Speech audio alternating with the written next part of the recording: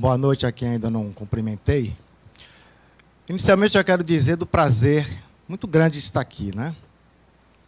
Afinal de contas, a Sociedade Obstetrícia e Ginecologia da Bahia é uma sociedade familiar que presta um serviço inestimável, não só dentro dos aspectos científicos, como também do ponto de vista de defesa profissional.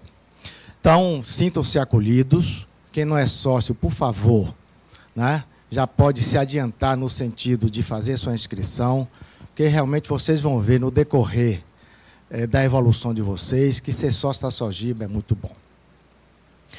E, por outro lado, também dizer da satisfação de dar uma aula que realmente espelha, em grande parte, o vasto mundo da endocrinologia ginecológica, que é o campo da amenorreia.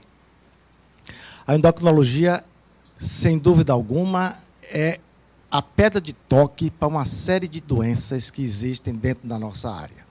E eu espero que a amenorreia de hoje sirva de estímulo para que vocês possam se adentrar cada vez mais no vasto campo, no prazeroso campo da endocrinologia ginecológica.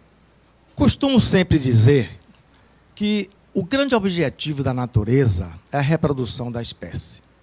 Todos os seres vivos, sejam vegetais ou animais, uni ou pluricelulares, têm que seguir o desiderato maior da natureza, que é exatamente a sua reprodução.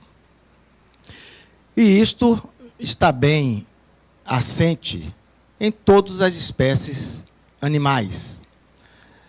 E a espécie humana não foge a essa exceção. E é por isso que, diante de um atraso menstrual, a mulher começa a se indagar a respeito de uma série de situações. O que é que está acontecendo comigo? Porventura, eu estou grávida? Ou tenho uma doença séria que está interferindo no meu ciclo menstrual e que pode ter uma gravidade maior do que eu imagino? Com relação às pacientes obesas, elas têm um adicional a mais, porque o aumento do volume abdominal faz com que elas façam repetidos exames, testes de gravidez, e esse teste geralmente é impiedoso com essas mulheres.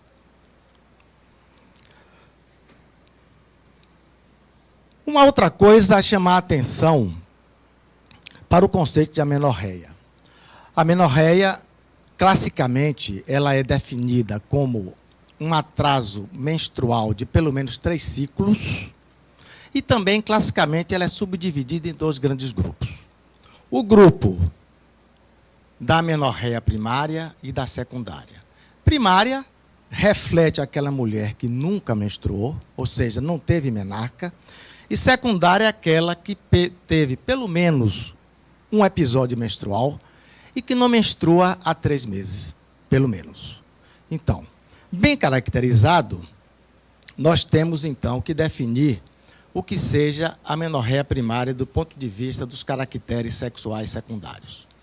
Então, diante de uma jovem que tem 14 anos, mas os caracteres sexuais secundários ainda não apareceram, ou seja, não houve uma evolução, uma maturação mamária, nem uma pilificação nesta mulher, então nós estaremos diante de uma amenorreia primária nessa jovem de 14 anos. Quando tem 16 anos e os caracteres sexuais secundários estão perfeitos, mas ela não menstruou, também é uma amenorreia primária. Então, esta jovem deve ser investigada. E vejam vocês, do ponto de vista das mamas, distribuição de pelos, dos quadris, a conformação, a distribuição de gordura, vê-se logo que essa jovem tem um eixo hipotálamo hipófise ovariano perfeito. Então, nós temos já que antever que provavelmente ela deva ter um defeito anatômico impeditivo ao escoamento do fluxo menstrual. A amenorreia é importante ainda que nós caracterizemos o que se chama de caracteres sexuais. sejam eles primários ou secundários. Os caracteres sexuais primários nada mais são do que os órgãos genitais internos e externos. E, em contrapartida, os secundários são aqueles inerentes ao desenvolvimento das mamas, distribuição dos pelos, o alargamento da bacia e a menstruação. Então, esses são os principais que estão implicitados no desenvolvimento normal de toda e qualquer mulher. Isso a gente vê muito bem na natureza. O dimorfismo sexual na natureza também segue os mesmos passos. Então, existem características que são distintas da fêmea e do macho e que exatamente nota-se o dimorfismo sexual inerente a cada sexo. Não se pode aprender, nem esclarecer, nem ter conhecimento de várias doenças, inclusive a menorreia, tipo síndrome de ovário policísticos, endometriose, infertilidade conjugal, sem que nós não tenhamos um conhecimento pleno do eixo hipotálamo, hipófise, ovário. Então, para que ocorra uma menstruação, há necessidade de que ocorra uma integridade desse eixo, suficiente para que o hipotálamo, que representa o sistema nervoso central, ele estimula a hipófise, que através de hormônios específicos, estimula a glândula ovariana para a fabricação dos seus hormônios próprios. Esses hormônios, em níveis suficientes na corrente sanguínea, eles irão estimular o endométrio e, uma vez não ocorrendo uma gravidez, tudo aquilo que foi preparado para uma gestação, consequentemente uma nidação, isso é descamado. Então, a mulher sangra sob forma de menstruação. Por ilação, já que nós, daqui a pouco, iremos falar dos defeitos anatômicos, é importante que se tenha conhecimento de que o útero, ademais das tubas e dos 2/3 superiores da vagina, ele é oriundo dos chamados dutos de Miller, ou paramesonéfricos. Eles coexistem em determinados momentos da vida intrauterina. E, ao redor da 7ª, 8ª semana, já começa a haver uma definição do sexo chamado gonadal, em que um dos dutos terá que evoluir para que o outro predomine. E, por incrível que pareça, no sexo feminino, não é o ovário que comanda isso. É exatamente a presença ou a ausência de testosterona. Que, uma vez ausente esse hormônio, dá lugar a que o duto de Wolff evolua e os dutos de Miller, eles permaneçam, eles prevaleçam. E aí, então, as tubas serão formadas, consequentemente o útero e os 2/3 superiores de vagina, já que o terço inferior de vagina ele é decorrente do seio urogenital. Então, nós vamos ver aqui algumas síndromes adiante e tem uma ilação muito estreita com isso que foi mostrado agora. A menorreia primária. Então, é aquela jovem que chegou aos 14 anos e não tem nenhuma característica sexual feminina. Não houve desenvolvimento de mamas, não houve aparecimento de pelos, não teve alargamento de bacia, ela não menstruou, evidentemente, ou tem os caracteres sexuais secundários de 16 anos e ainda não menstruou. Então, ambas devem ser investigadas. Do ponto de vista prático e clínico, evidentemente, investigar a menorreia primária é muito mais difícil, leva-se mais tempo do que a menorreia secundária. Porque a secundária já provou, em algum momento que menstruou, de que ela teve ou tem um eixo hipotálamo hipófise ovariano íntegro e ela tem um trato genital pérvio para o escoamento do sangue menstrual. Então é muito mais fácil. A primária a gente tem que começar do primeiro degrau, começar do zero. E é por isso que demanda mais tempo e, às vezes, exames complementares de maiores montas. A anamnese é fundamental para que nós tenhamos uma pista de onde o diagnóstico, ou possíveis diagnósticos estão implicados. E para que nós possamos também concluir através dos exames complementares. Então, não houve nenhum aparecimento de caracteres sexuais secundários, houve e ele foi bloqueado. Existe uma dor cíclica, como se fosse mensal nesta mulher, que a gente possa imaginar que ela menstrua, mas tem um bloqueio ao escoamento do sangue menstrual. Existem massas nas regiões inguinais que possamos pressupor que sejam gônadas testiculares. Sinais de hiperandrogenismo, ela tem hirsutismo, ela tem hipertrofia de clitóris, ela tem anomalias dos órgãos genitais externos. Então, tudo isso na anamnese que vai ser corroborado no exame físico. Então, qual é o peso dela? Qual é a estatura? Qual é a envergadura dessa jovem? Palpamos massas inguinais. Existem os estigmas de Turner, como essa jovem, que tem infantilismo sexual, não tem mamas. E os órgãos genitais interno e externo, como eles são.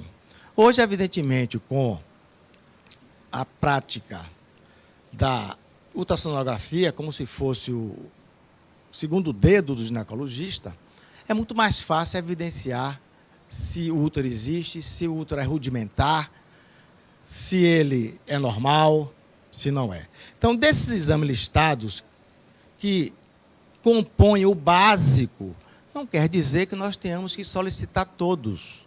Mas, na dependência do que a anamnese e o exame físico nos orientaram, aí sim nós podemos lançar mão de algum, ou de alguns, ou de todos esses exames complementares. Existem vários roteiros diagnósticos para que nós possamos chegar a uma definição. Particularmente, gosto muito desse e o utilizo na minha prática médica. Ou seja, 3 grandes grupos de mulheres com amenorreia. Uma que não tem mamas e também não tem útero.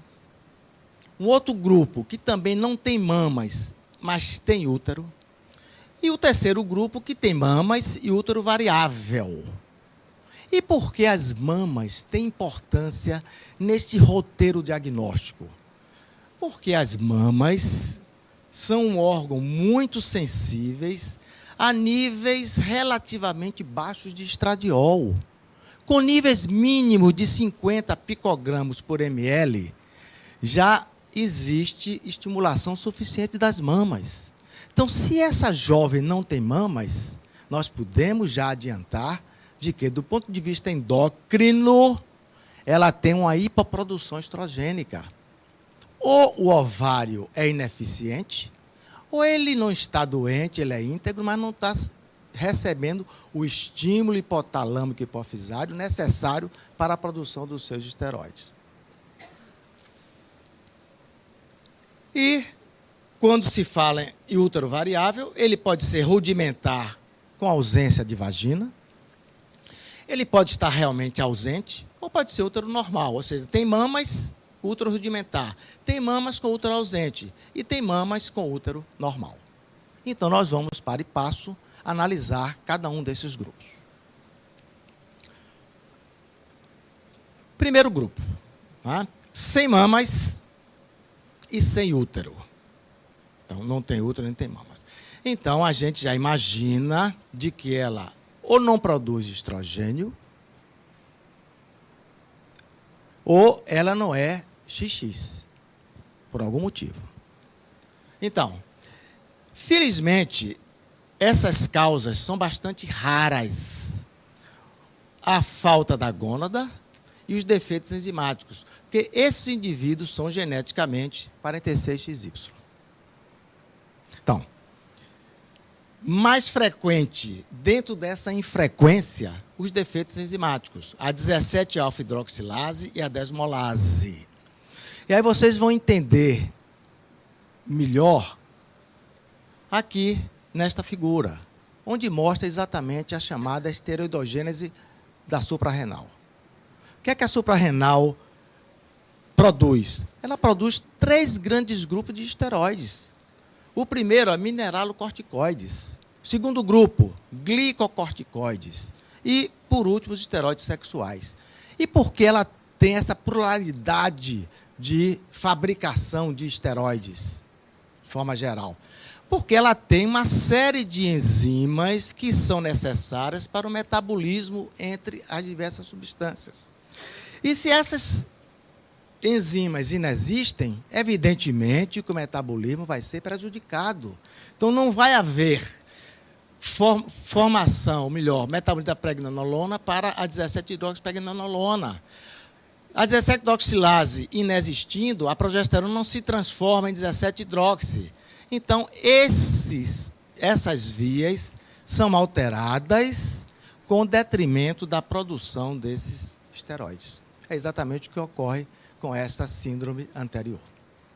E por ilação, né? Uma coisa que, às vezes, os residentes até questionam, né? É a chamada hiperplasia adrenal congênita, cujo defeito está aqui, ó, da 21-hidroxilase. Então, intraútero, a menina nasceu sem a 21-hidroxilase. E o cortisol, para todos nós, é fundamental. É vida, cortisol. Como não tem a 21-hidroxilase, não há formação de cortisol. O que é que acontece? O organismo tenta compensar, aumentando a produção do ACTH, hormônio adrenocorticotrófico. Então, estimula a suprarrenal. Só que a fábrica está falida, não tem as armas necessárias para transformar isto aqui em cortisol. Aí, então, a glândula suprarrenal se hiperplasia. Hiperplasia adrenal congênita. E, se realmente a síndrome é completa, esses meninos, essas meninas, quando nascem, habitualmente, se o diagnóstico não for feito logo, morrem. Exatamente por um distúrbio hidrossalino, motivado pela falta de cortisol e outros hormônios importantes da vida.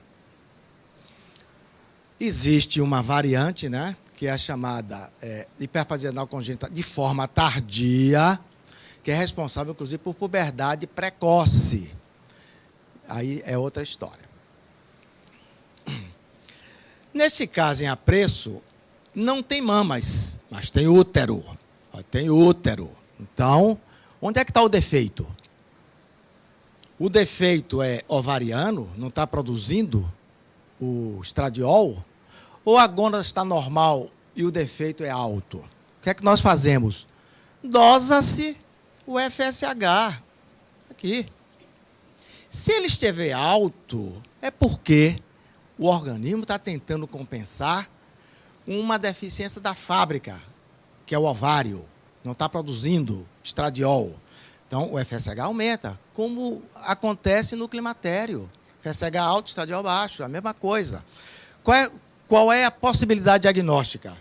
Aqui, genesia gonadal. O que é que a gente faz? Genesia gonadal. O que é que a gente faz? Cromatina sexual ou um cariótipo. O cariótipo vai mostrar a ausência de um dos cromossomas sexuais.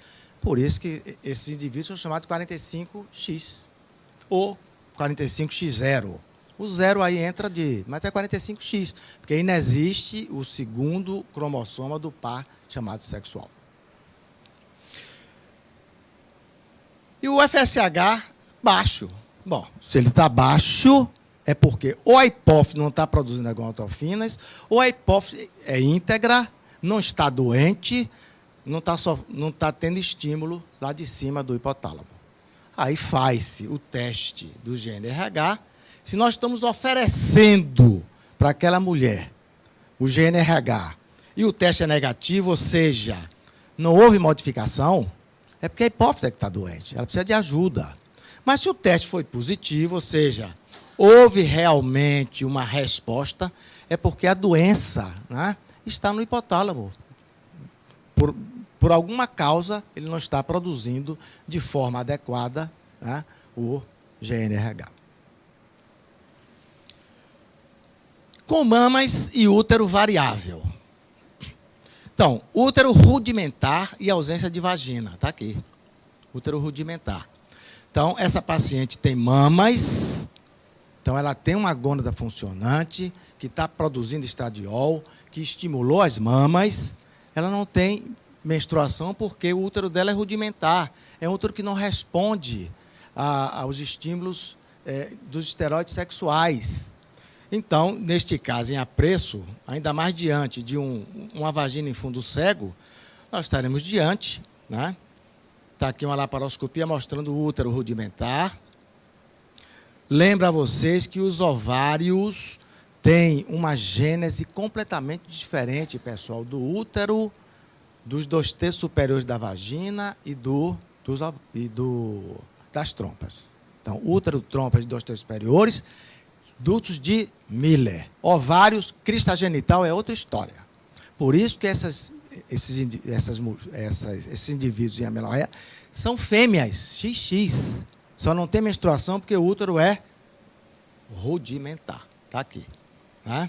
Então, trata-se da síndrome de Mayer-Rokitansky Kuster-Hauser, mais conhecida, não sei porquê, como síndrome de Rokitansky, embora seja uma pluriparticipação do ponto de vista de estudo. Né?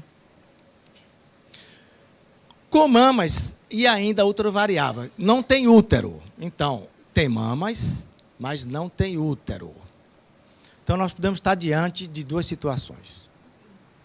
Primeiro, uma síndrome de insensibilidade androgênica. E o cariótipo, nesse caso, ó, ele é XY. Que pode ser completa, está aqui, chamada síndrome de Morris. É uma Miss. Pode disputar Miss em qualquer lugar e vai ganhar. Ou aquela incompleta. Ou seja, o receptor para o androgênio, aqui, ó, inexiste. Então, tem testosterona normal? Tem. Tem testículo. Testículo produz androgênios. Só que ele não tem como agir porque o receptor inexiste. Então, não há transformação daquela 5-alfa-redutase, né? Testosterona, 5-alfa-redutase em dihidrotestosterona, porque não existe isso aí. Então, essa via metabólica inexiste. E inexistindo, né, há uma tendência sempre de qualquer embrião, seja masculino ou feminino, de se feminilizar se não existir a testosterona. Ou se a testosterona não estiver agindo. Então, indivíduos que têm essa síndrome, já que a testosterona não age por causa de receptor, por causa da 5-alfa-redutase, a tendência é feminização. Então, são indivíduos geneticamente XY e que a feminização ocorre porque a substância chamada indutora ou testosterona não age. Não tem como agir por causa dos receptores, por causa da 5-alfa-redutase. Importante é considerar de que órgãos genitais externos têm a ver com dihidrotestosterona e órgãos genitais internos com a testosterona, no caso do homem. Então, são duas coisas diferentes.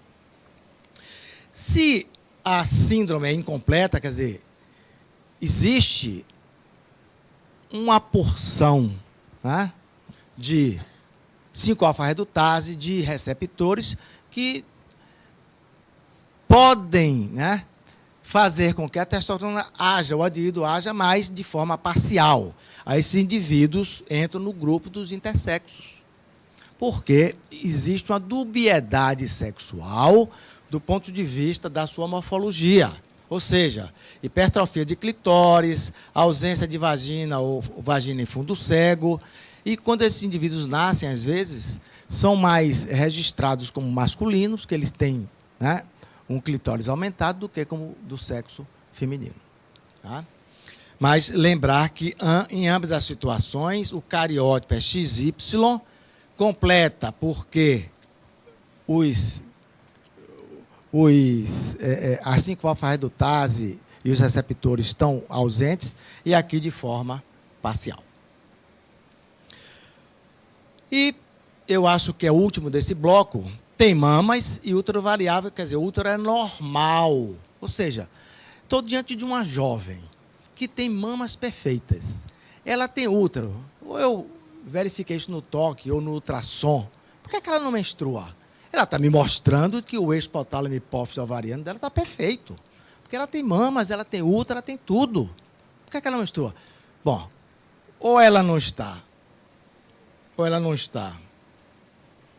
ovulando.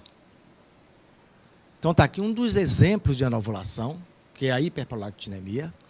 Ou ela está menstruando, mas existe um obstáculo ao escoamento desse fluxo menstrual. Aqui ela pode ter um septo transverso e aqui um ímen hiperfurado.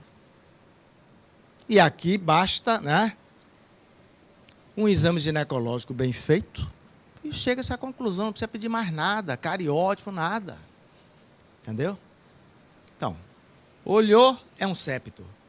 Acabou o problema. Ela tem mamas, o ultrassom mostrou que ela tem útero, eu fiz um toque retal e o ímen perfurado, acabou. Mas, pasmem, né? De vez em quando a gente recebe esses casos aqui, que o indivíduo se contenta apenas, não examina, pede ultrassom achando que o ultrassom vai resolver tudo. E não é assim. A velha anamnese e o bom exame físico ginecológico, ambos ainda são cruciais em todo e qualquer diagnóstico dentro da área médica. E agora a menorreia secundária. Né? A menorreia secundária, eu disse a vocês que é muito mais fácil dela ser investigada. Porque pelo menos essa mulher já provou em algum momento de sua vida que ela menstruou, pelo menos uma vez. Mostrou que o eixo hipotálamo hipófise dela funcionou naquele momento, que ela tem uma via de escoamento do fluxo menstrual que foi perfeita. E onde é que está esse defeito dela? Pode estar em qualquer segmento responsável pelo episódio menstrual. Hipotálamo, pode ser hipófise, pode ser ovário ou pode ser no útero. Então vamos, através da anamnese, investigar. Então, o que é importante na anamnese para uma mulher que tem a menorreia secundária? Claro, primeiro que tudo, afastar a gravidez. Tá? Então, o teste de gravidez se impõe. Segundo, ciclos menstruais dela anteriormente. Como era o padrão menstrual? Coisa que às vezes a gente esquece. Seu padrão. Bom, eu sempre menstruei a cada 26 dias. Esse é o padrão dela. Ou então, eu menstruava a cada 40 dias. Já não está regular. Eu menstruava a cada 60 e bruscamente deixei de menstruar. Usa alguma medicação? Importantíssimo, não se pode esquecer. Por que medicação? Porque várias medicações interferem no eixo hipotálamo hipófise, fazendo com que haja aumento de alguns opioides e também da prolactina. E a prolactina, sabidamente, ela é antigonadotrópica. Qual é o estilo de vida dessa mulher? Ela é muito estressada, ela teve algum episódio recente, um trauma emocional, ela perdeu um ente querido, ela teve um diagnóstico que ela está com câncer, ela não veio para a palestra de amenorreia. Então, alguma coisa, né, que traumatizou e foi lá para o hipotálamo hipófise. E aí ficou aquele bloqueio. E é muito fácil bloqueios hipotalâmicos hipofisários na mulher. Muito fácil. Tá? A gente vê muito comumente isso, né, nas chamadas tensões pré-menstruais, que oscilam ao sabor das ocorrências na vida da mulher. Então, ela vai fazer um concurso, ela vai fazer uma prova, ela está com alguém doente na família, pode se exacerbar a tensão pré-menstrual. Ela está em Paris, as coisas somem, né? Então, é uma coisa curiosa. Então, a anamnese a gente tem que pesquisar tudo. Né? Houve alguma cirurgia incidente no útero? Uma miomectomia? Abortou? Fez curetagem? que a gente possa pressupor uma destruição desse endométrio, sinéquias intrauterinas. Quanta coisa a gente tem que perguntar e às vezes a gente esquece. Mas a gente não pode esquecer. E a possível perda de tempo, a gente ganha exatamente tendo o diagnóstico mais rápido e sem precisar tantos exames elucidativos. Né? Exame físico e ginecológico. Não ajuda muito, não ajuda, mas pode identificar algum tipo de lesão. Tá? A gente pode ver uma galactorreia, a gente pode ver um tumor abdominal, no exame de toque a mesma coisa. Uma paciente que fez uma traquelectomia, a gente pode ver lá um colo estenosado, enfim. Não ajuda muito, mas pode, dependendo da anamnese, também ter uma participação importante do ponto de vista de um diagnóstico. E, por fim, os exames complementares, que vão ser solicitados de acordo com isso aqui. Tá? Primeiro, casos anatômicos, está aí. Sinéquias intrauterinas. Geralmente oriundas de uma curetagem, uma endometrite ou miomectomia. Então, vocês estão vendo aqui uma histopinografia mostrando uma falha de enchimento e aqui a esteroscopia correspondente mostrando exatamente as sinéquias. Então, o endométrio que foi destruído não responde mais aos estímulos dos esteroides sexuais e, com isso, então, não ocorre menstruação. Ou seja, o eixo está perfeito. Hipotálamo, hipófise e ovário. O problema é uterino. Aquelas chamadas causas hipotalâmicas, onde nós temos níveis baixos de gonotrofinas. Podemos ter essas três situações mais frequentes. Um tumor, sarcoidose, que é a infiltração do sistema nervoso central, ou a hiperprolactinemia. Existem outras, mas essas são as que nós devemos buscar mais. Não negligenciar na anamnese. Uso de medicações que elevam a prolactina. Quantas medicações elevam a prolactina? Benzodiazepínico, haloperidol, fenotiazina, supirida, metildopa, metoclopramida. E também, já que pode ser um tumor, tem cefaleia, tontura, diplopia, pode ser um tumor do sistema nervoso central que esteja comprimindo o nervo óptico e dando essa sintomatologia. Então, nada disso tem que ser negligenciado. É evidente que os exames vão ser pedidos de acordo com a anamnese colhida e com o exame físico também. Hipofisárias. Níveis basais de FSH e LH baixos, pensar em quê? Ou tumores ou hemorragia. Essas hemorragias, habitualmente, hemorragias pós-parto. Hoje, felizmente, né, essas hemorragias pós-parto, culminando com a síndrome de Sheehan, elas são muito raras. Mas a gente tem que lembrar, se a paciente nos informa de que ela teve um parto com a hemorragia profusa, teve que tomar sangue, pensando na possibilidade de uma síndrome de Sheehan. Então, diante desses dados da anamnese, vamos pedir uma ressonância magnética. Está lá um tumor, né, comprimindo estrutura do sistema nervoso central e culminando isso tudo com níveis baixos de FSH e de LH. Consequentemente, estímulo ovariano deficiente e, consequentemente, anovulação com amenorreia. E as causas ovarianas. Nós dosamos o FSH. O LH não importa tanto, né? Os livros trazem, mas o FSH é suficiente. E é aquela situação similar ao que nós encontramos no climatério e ou menopausa. O que é que fazemos? Quais são as possibilidades diagnósticas? Ou essa mulher, né, tem uma falência ovariana prematura, abaixo dos 40 anos, ou ela está em anovulação, lembrar que uma das causas mais frequentes na ovulação ainda é acima de ovários policísticos. E, na anamnese, né, colher dados se ela fez quimio ou radioterapia, tratamentos que, porventura, podem destruir parênquima ovariano e, consequentemente, né, ter uma população folicular bastante precária. E, concluindo, esse teste progestogênio, embora vocês achem que ele é do tempo jurássico, mas alguns serviços ainda o utilizam. E por uma razão muito simples. Eventualmente, eu também utilizo.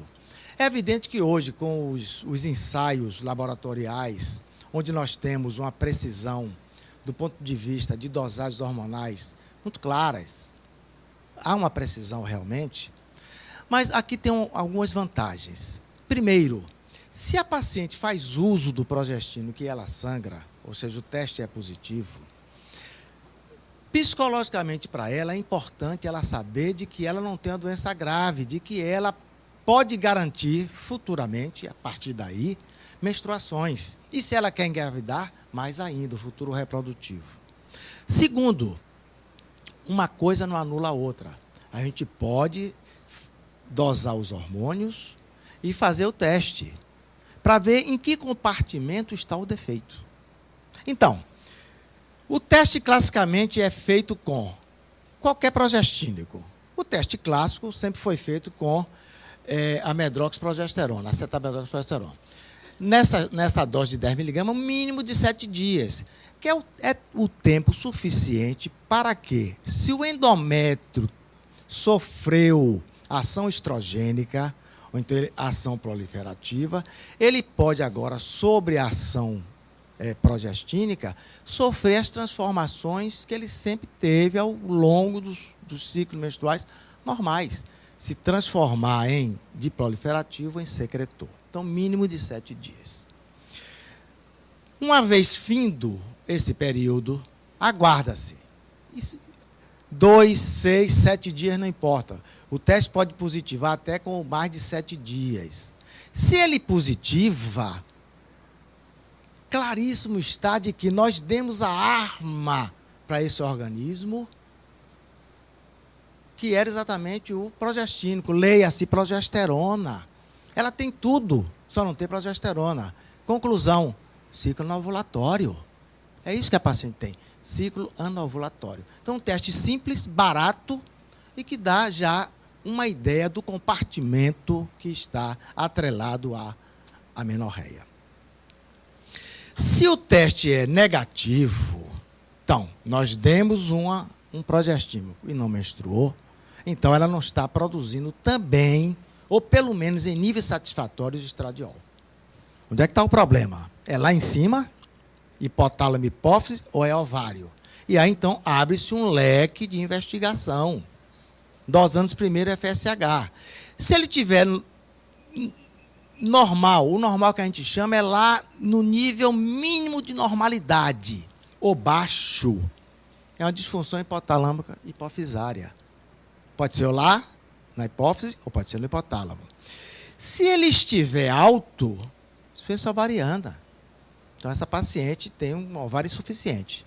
É uma falência ovariana prematura? Não sei, vamos investigar. Mas, pelo menos, o primeiro passo para que nós identifiquemos o compartimento implicado na causa da amenorreia está aqui. Então, é um teste simples, barato, não é jurássico, porque ele não invalida que a paciente também faça algumas dosagens hormonais suficientes para que nós possamos correlacionar o teste com as dosagens hormonais e chegar a uma conclusão diagnóstica. Então, dito isso, né, o que é que nos compete como ginecologistas e que estamos investigando a amenorreia? Fazer de tudo para que essa paciente volte a ter suas menstruações, então que ela fique satisfeita, sabendo que não tem uma doença séria, que ela pode realmente voltar a menstruar, e se ela é paciente de infertilidade, que ela engravide, volte a engravidar ou engravide pela primeira vez. Eu quero agradecer a atenção de vocês imensamente. Muito obrigado.